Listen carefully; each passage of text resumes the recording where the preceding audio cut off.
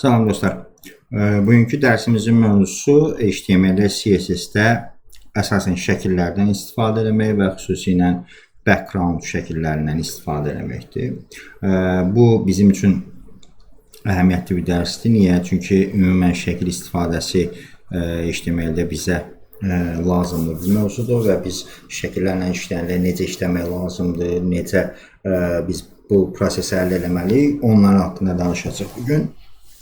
Deməli, bunun üçün biz layihəni yaradanda, mən indi buradan terminalla yaradıram, amma siz burada da yarada bilərsiniz.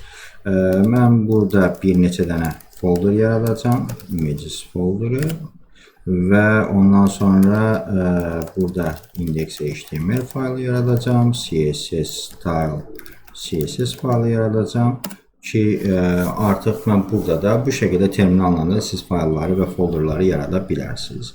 Və burada artıq mən layihəmin üzərində işləyəndə klassik linklərimi qoşuram, CSS linkimi qoşuram və indi burada artıq bu istifadə eləmək üçün, şəkillərdən istifadə eləmək üçün mən internetdən bir neçə dənə şəkil götürəcəm. Onlardan istifadə eləmək üçün və hətta bunu birbaşa bir layihə üzərində edə bilərik. Layihə üzərində istifadə edə bilərik.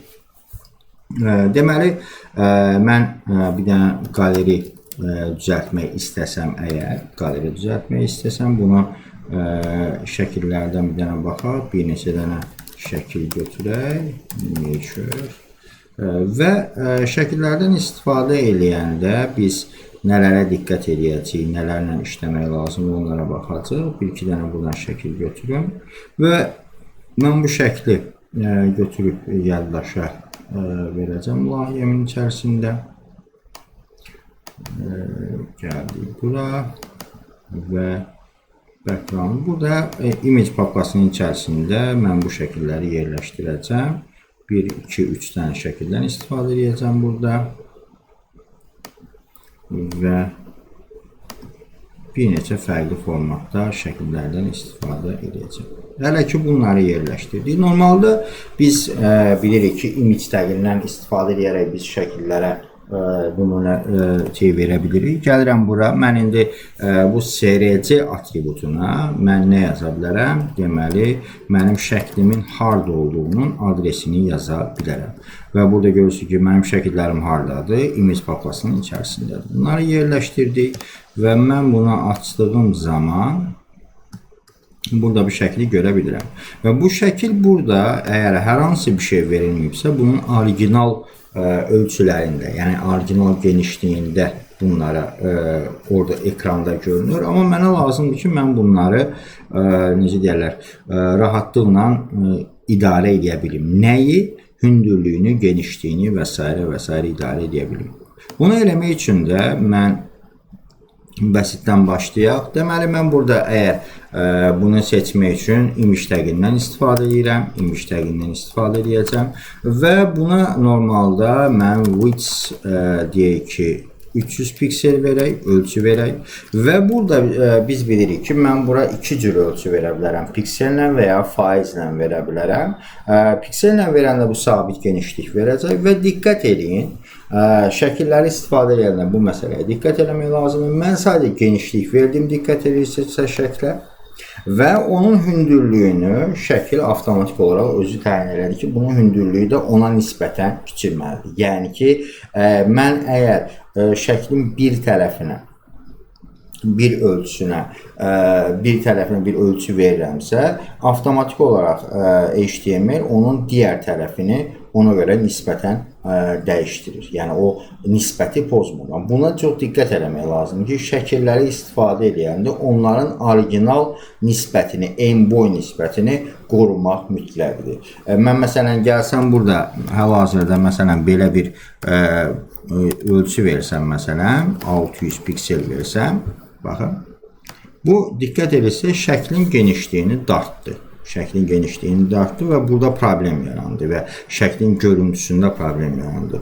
Bunu ortadan qaldırmaq üçün mən şəkildə hər hansı bir bu dağılmanın olmasını istəmirəmsə, istəyirəm ki, bu ölçüdə olsun və düzgün yerləşsin. Bunun üçün mən şəkillərdə çox istifadə olunan Object Fit Cover adında bir xüsusiyyət var. Bunun vəzifəsi nədir? Deyir ki, siz əgər o ölçüyə custom olaraq bir ölçü vermişsinizsə, özünüz bir ölçü vermişsinizsə şəklə, o şəklin proporsiyasının dağılmadan, yəni nisbətinin dağılmadan ora yerləşdirən belə bir Object Fit xüsusiyyəti var. Yəni ki, gördüyünüz kimi bu nə edir? O ərazidə, yəni seçdiyiniz 300 və 600 piksellik ərazidə o şəklin tam olaraq yerləşməsini mən təmin edə bilirəm.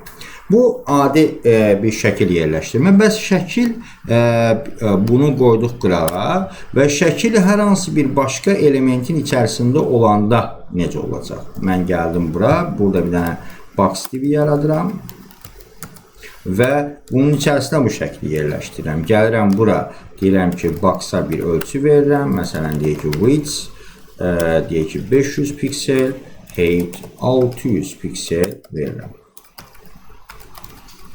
Və border verirəm, 1 piksel solid red verim, oranı mən görə bilirəm. İndi bu belə olan halda, baxın, mənim bir dənə box divim var, onun içərisində bir dənə şəkil var.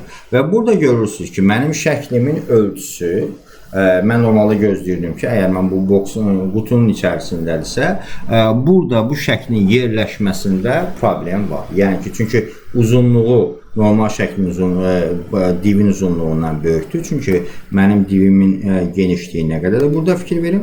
Baxın. Burada 500'dür, amma şəklimin uzunluğu nə qədərdir? Diqqət edin. Baxın.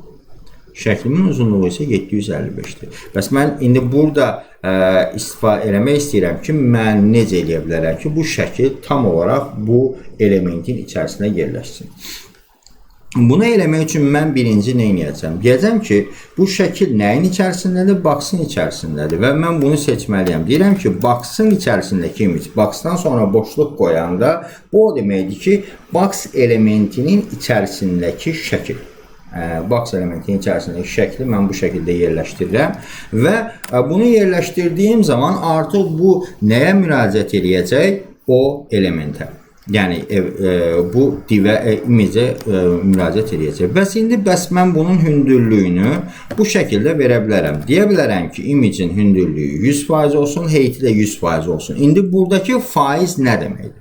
Baxın, bu image mən width 100% vermişəm. Bu 100%'in hesablanması üçün bu element baxır ki, image elementi buradadır. Bu nəyin içərisindədir? Box elementinin içərisindədir. Box elementinin genişliyi nə qədərdir? 500 piksel. Deməli ki, bu 100% əslində nə deməkdir? 500 piksel deməkdir. Eyni şəkildə height də 600 piksel deməkdir. Yəni 100% vermişəmsə. İndi baxaq görək bu bizim problemimizi həll edirmi? Problemimizi şəklin ölçülərini divə görə ayarladı. Yəni sabah mən hər hansı buradan bunu məsələn 600 eləsəm, şəkil də onun ölçüsü qədər olacaq. Amma burada yenə problem hardadır? Şəklin proporsiyasının dağılmasındadır. Bu proporsiyanın dağılmaması, nisbətin dağılmaması üçün də biz nə edirik? Yenə gəlirik. Object Fit Cover yazdığımız zaman mənim şəklim burada səliqəli şəkildə görünmüş olur. İndi bu faiz olaraq yaza bilərik və ondan əlavə də bir üçüncü variant nə var? Bura 100% əvəzinə inherit deyə bilərik. Burada inherit deyə bilərik. Inherit nə deməkdir? Inheritance miras alma deməkdir. Yəni bura mən inherit yazdığım zaman bunun mənası nə deməkdir? Deyir ki, zəhmət olmasa şəklin ölçüsü miras alsın öz atasından. Nəyi? Məsələn, width-ə inherit vermişəmsə, bu o deməkdir ki, bu getsin miras alsın buradakı ölçüdən. Bu getsin miras alsın buradakı ölçüdən. Baxın, bunu belə verdiyimiz zamanda yenə eyni görüntü olacaq. Burada artıq mən bu ölçünü dəyişdirəndə, baxın, 200 yazanda da bu avtomatik olaraq şəkil də onunla bir yerdə ölçülənmiş olacaq. Yəni artıq bunlardan hansını istifadə edəcəyiniz sizə qalmış bir şeydir. Mən daha çox inheritdən istifadə edirəm, çünki əgər o blokun tam yerləşməsini istəyirəmsə, bundan istifadə edəcəm. Və burada artıq mən bu şəkli yerləşdirdikdən sonra CSS ilə mən buna nə eləyə bilərəm? Məsələn, deməli, CSS-də şəkillər üzərində hər hansı bir dəyişikliklər eləmək üçün, məsələn, bunu özünüzdən yoxlaya bilərsiniz. Məsələn, Instagram application'da fikirləşin, siz şəklə əlavə edirsiniz, ora müəyyən filtrlər əlavə edirsiniz, düzdürmü? İndi eyni şəkildə biz CSS-də də şəklə hər hansı bir filtr əlavə eləyə bilmək üçün CSS-in filtr xüsusiyyətləri var. CSS filter generator deyək. Bu kimi hazır platformalar var. Məsələn, şəkillər üçün olan, bu bir şəkildir məsələn və bunu necə deyirlər, əzbərləməyə ehtiyac yoxdur. Bu kimi platformalardan bunu eləmək olar. Məsələn, blur effekti verəndə, baxın, şəklə bu şəkildə bir blur effekti verir. Mən bunun tətbiq eləmək üçün necə tətbiq eləyəcəm, baxın, bunun kodlarını da burada yazılır. Bircə dəqiqə, create URL, save filter deyirəm. Bunu verdik və bunun kodları burada olmalı, səhv eləmirəmsə, show kod. Baxın, bunu necə vermək lazımdırsa, buradan mən bunu tətbiq edə bilərəm. Bu kodu götürdüm, baxın, gəlib mən bura bunu tətbiq eləsəm, baxın, blur filter verirəm və bu mənim üçün diqqət edin necə buradan dəyişdirə bilirəm.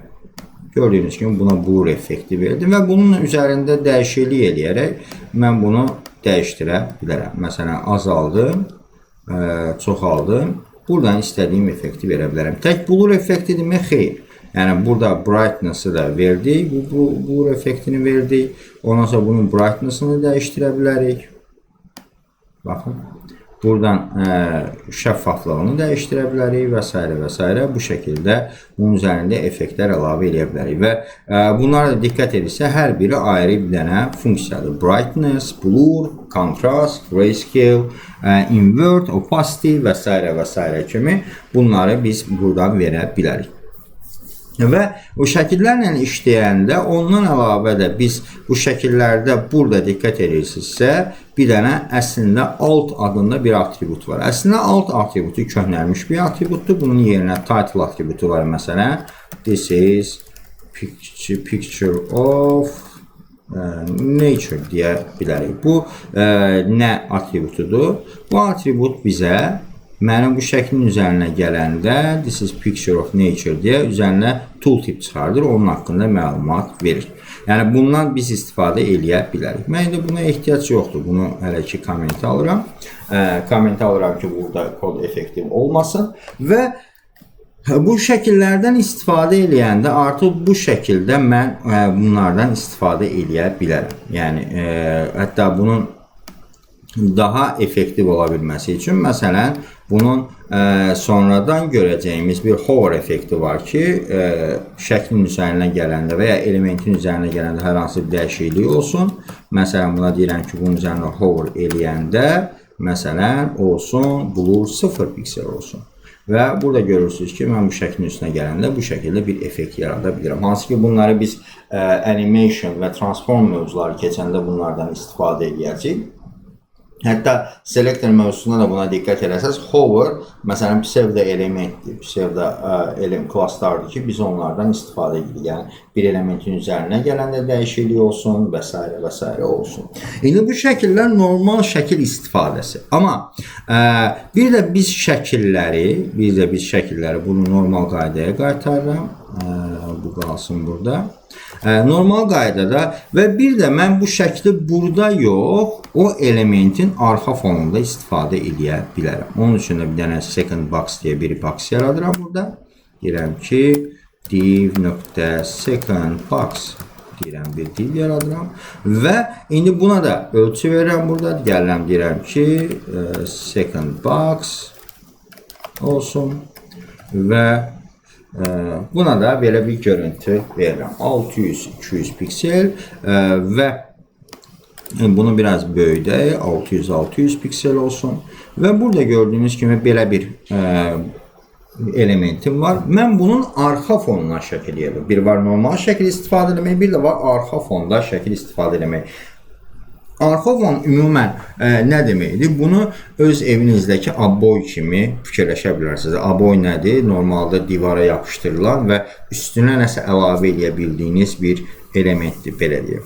Bunun normal, bura şəkli arxa fona yerləşdirməklə normal olaraq istifadə etmək arasında nə fərq var? İndi onu göstərəcəm. Mən arxa fona şəkil yerləşdirə bilmək üçün birinci biz buradan istifadə eləmişdik yadınızdasa background ifadəsini və background yazanda bura bir dənə diqqət edin zəhmət olmasa. Baxın bu xüsusiyyətlərə.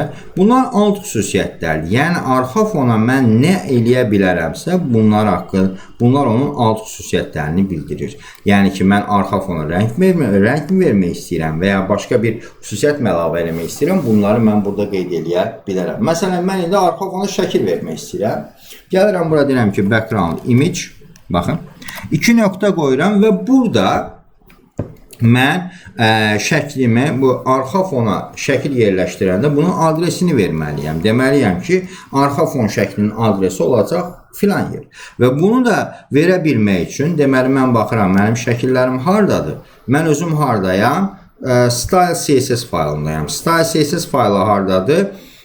CSS papkasının içərisində. Mənim müraciət eləmək istədiyim şəkil hardadır? Bura diqqət edin. Image papkasındadır. Dolayısıyla mən hal-hazırda aktiv olaraq CSS faylının içərisindəyəm. Yəni CSS papkasının içərisindəyəm. Mən buradan adres göstərə bilmək üçün deməliyəm ki, zəhmət olmasa bir papka üstə çıx. Bunu eləmək üçün 2 nöqtə slashdən yazıram. Bu bizə kömək edir ki, olduğunuz papkadan bir üst papkaya çıxa bilək. 2 nöqtə slashdən. Və ondan sonra deyirəm ki, bir üst papkaya çıx və image papkasına keç və ondan sonra hansı şəkil istəyirsənsə onu götür. Bunu yerləşdirdik. Bu şəkildə və belə bir şəkil yerləşdi. Hətta bunu biraz daha uzadaq ki, rahat görə bilək 1400. Baxın, belə bir görüntü yarandı. Bu nə eləmiş oldu? Bayaqları dediyim bir məsələyə diqqət çəkdim. Aboy məsələsi, yəni yerləşdirmə. Nə edir? O şəkli götürür, o elementin mən nə qədər hündürlük vermişəmsə, genişlik vermişəmsə, mən 1400-ə 600 vermişəm. O ərazinin tamamən o şəkillə doldurur. Amma necə doldurur? Orijinal ölçülərinə görə. İndi mən bunu optimallaşdırmalıyam. Və birinci optimallaşdırmadan əvvəl deyək ki, mən buna ölçü verməliyəm. Bu ölçü verəndə də belə verəcək. Əgər mən istəyirəmsə ki, bu şəkil, arxa fondakı şəkil tam bu elementin tam olaraq tutsun, bunu eləmək üçün belə bir xüsusiyyətim olacaq. Gəlirəm bura, deyirəm ki, background size xüsusiyyətindən istifadə edirəm. Bura deyirəm cover. Bu cover nə edir? O şəkli götürür, o seçdiyim ərazi nə qədərdirsə, məsələn, baxın 1400-ün 600-ə ərazi, o ərazini tamamən örtür. Cover sözünün mənası da örtmək deməkdir və cover'ın normaldan fərqi, 100%-dən fərqi odur ki, cover o en uzun nisbətini qoruyur. Mən buna başqa cür də verə bilərdim. Deyə bilərdim, məsələn, bura 400 piksel və 200 piksel deyə bilərdim. Bu nə deməkdir? Bu width-ini göstərir. Bu isə height'ini göstərir. Yəni ki, bu genişliyinin, bu isə hündürlüyünü göstərir. Burada diqqət edirsə, mən o background size-a 400-ün 200-ə bir ölçü verdim. Və bu təkrarlanma məsələsini, bunu biraz daha balacalaşdıraq. Məsələn, 200-ün 200-ə verdim. Bu gördüyünüz kimi bu sanki bir dənə ekranı döşədi və təkrarlanmalar yarandı. Harda? X istiqamətində və Y istiqamətində. Mən bu təkrarlanma məsələsini idarə edə bilmək üçün nədən istifadə edirəm? Background repeat xüsusiyyəti var. Background repeat. Buna bir neçə dənə xüsusiyyəti var. No repeat deyə bilərəm. Əgər təkrar olmasını istəmirəmsə, baxın. Təkrar olmasını istəmədim və bu şəklin yerini müəyyən eləmək üçün, məsələn, bu istəmirəm sol üstə olsun, buradakı hər hansı bir yerdə olmasını istəyirəmsə, bunu da background position'dan idarə edəcəm. Deyəcəm ki, məsələn, center, yəni tam ortada olsun. Bax. Və ya bura mən deyə bilərəm ki, left center, baxın, sol ortada olsun. Right center, left bottom deyə bilərəm. Baxın. Left bottom aşağıda. Və ya buna mən özüm custom ölçülər verə bilərəm. Deyə bilərəm ki, bu 200 pikseldə bottomda olsun. Bu şəkildə eləyə bilərəm. Yəni bunun harda ehtiyacımız olacaq? Bizim bəzən bir neçə dənə şəkil istifadə edəndə arxa fonda mən bunlardan istifadə edə biləcəm. Və ondan əlavə indi mən bunu yerləşdirdim. Bu şəkildə position ilə yerləşdirdim və bunu normal qaydaya bunu qaytaracağam. Background position'da center eləyək hər ehtimala ki, şəklimiz tam ortaya gəlsin və burada cover eləyirəm. İndi bura diqqət edin siz, bura bir dənə diqqət edin. Əslində belə baxanda görüntü olaraq aşağı yuxarı eyni şey. Yəni iki dənə elementim var, ikisində də şəkil görünür. Hal-hazırda burada bilinə bilməz ki, burada normal şəkil mi yerləşdirilib, yoxsa background şəkli mi yerləşdirilib. Bunların arasında istifadədə fərq nədədir? Yəni mən normal şəkil image tagi ilə nə var şəkil istifadə edeyim, yoxsa background-la nə varsa. Bunun fərqini başa düşə bilmək üçün bunu yaza bilərik. Gəlirəm bura. Deyirəm ki, məsələn, bura bir dənə H1 əlavə edirəm, baxın. H1, this is my picture. Dedim. Eynisini bura əlavə edirəm.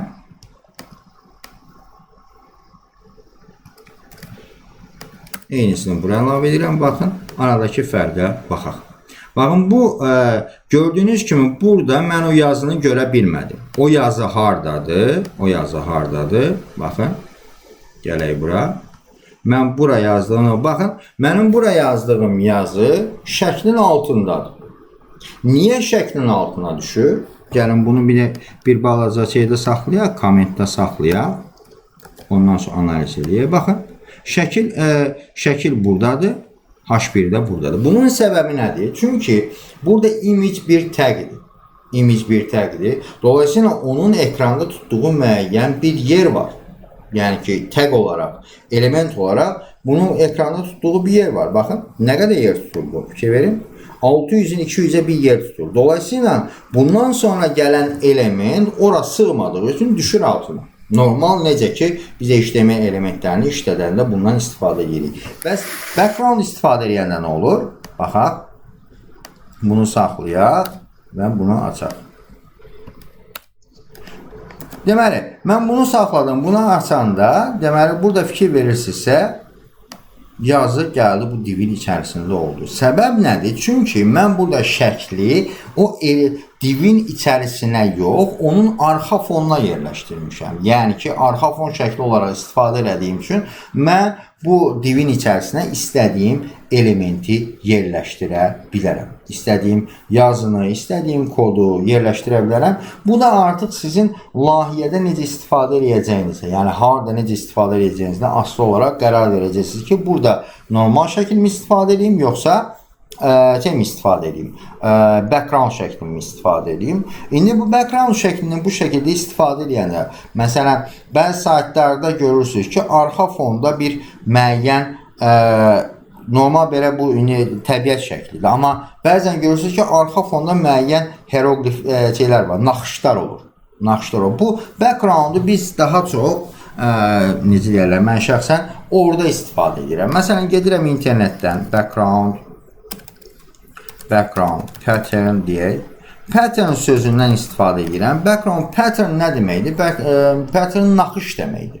Mən buradan hər hansı bir naxış şəkli götürürəm. Niyə naxış şəkli götürürəm? Çünki mən diqqət edirəm ki, naxışın xüsusiyyəti nədir normal şəkildən? O naxışları, necə ki evimizdəki aborlar yan-yana qoyanda bir tamamlıq, bütünlük təmin edir. Bu da eyni şəkildə. Mən buradan bunu götürürüm. Baxaq. Pattern deyək buna. Götürək bunu. Bu şəkli götürək, baxaq, yoxlayaq. Gələk bura.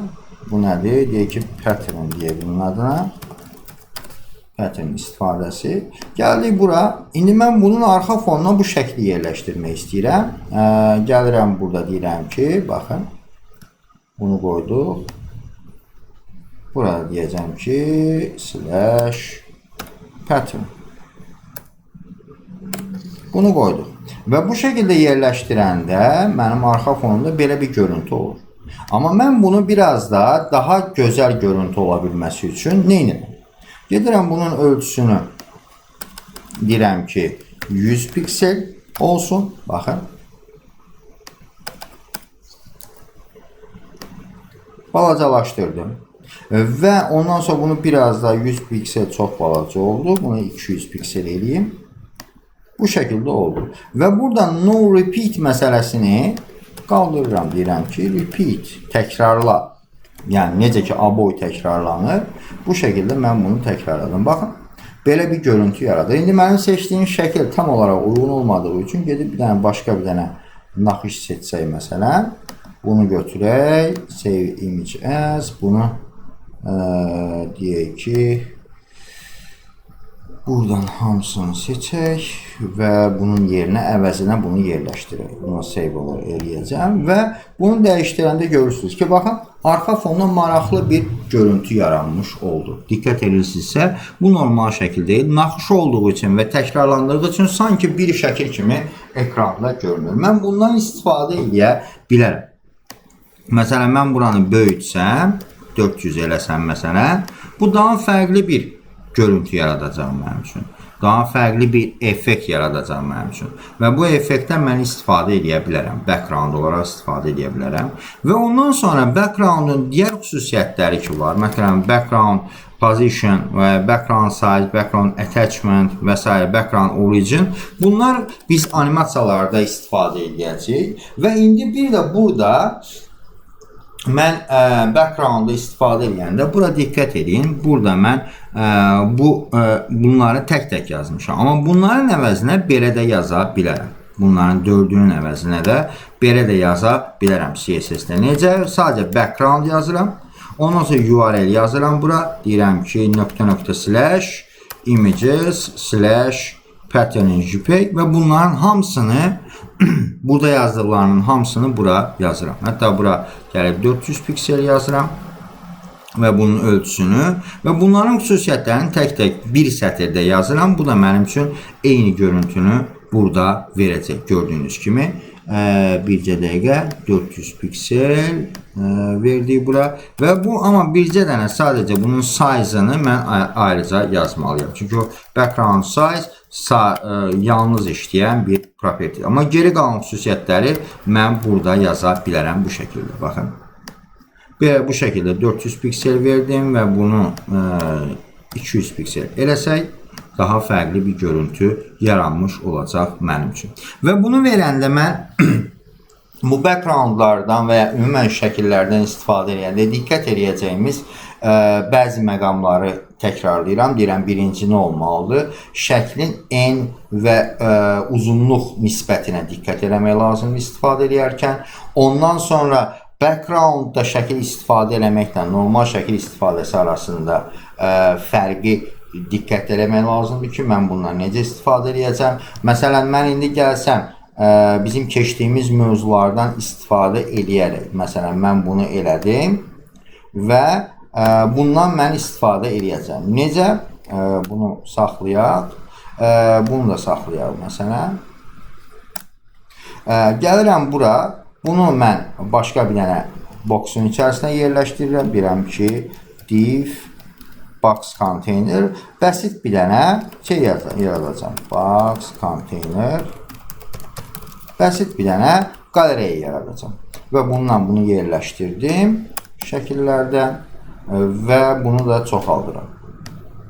Şəkillərin adreslərini sonra dəyişdirə bilərik. Bundan 4-5 dənə yaratdım. Bu mənə bu şəkildə bir görüntü verdi.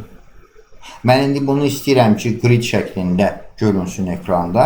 Daha səliqəli şəkildə görünsün. Bunun üçün nə etməliyəm? Gedəcəm bura. Deyəcəm ki, box container'a. Gələcəm box container'a. Deyəcəm ki, display birinci width verəcəm buna. 1200 piksel. Ondan sonra margin 0 auto-unu ortaya gətirəcəm və mən burada deyəcəm ki, display grid. Ondan sonra grid template